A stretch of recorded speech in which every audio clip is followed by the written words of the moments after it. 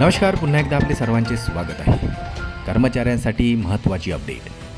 10 वर्षापेक्षा जास्त काळ नोकरी करणाऱ्या कर्मचाऱ्यांसाठी अत्यंत महत्त्वाची अपडेट. चला तर पाहूया याविषयी सविस्तर अपडेट. त्यापूर्वी आपणास विनंती आहे, चॅनलला अजूनही सबस्क्राईब केलेलं नसेल तर चॅनलला सबस्क्राईब करा, जेणेकरून नवनवीन अपडेट लवकरात लवकर तुमच्यापर्यंत पोहोचेल. याशिवाय नवीन अपडेट मिळविण्यासाठी समोरील बेल आयकॉनला प्रेस करायला विसरू नका आणि अत्यंत कामाची आनंदाची बातमी आपल्या सहकारी मित्रांना शेअर करायलाही विसरू नका.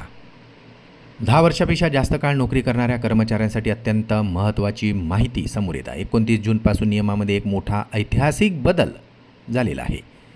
कामगार मंत्रालयाने EPS 1995 आणि 1971ची जुनी फॅमिली पेन्शन स्कीम बंद करून नवीन EPS 2026 लागू केली आहे, ज्यामुळे जर एखाद्या कर्मचाऱ्यांच्या नोकरीचा कालावधी 10 वर्ष किंवा त्यापेक्षा जास्त होत असेल तर त्याला त्याचे अधिकचे फायदे आता मिळणार आहेत.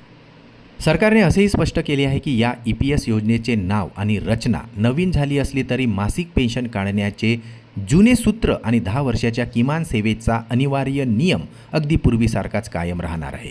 EPS अंतर्गत मासिक पेन्शन मिळवण्यासाठी किमान 10 वर्षाची पेन्शन योग्य सेवा पूर्ण करणे आवश्यक असून जर एखाद्या कर्मचाऱ्याने 10 वर्ष पूर्ण होण्यापूर्वीच नोकरी सोडली तर त्याला मासिक पेन्शनचा लाभ आता मिळणार नाही.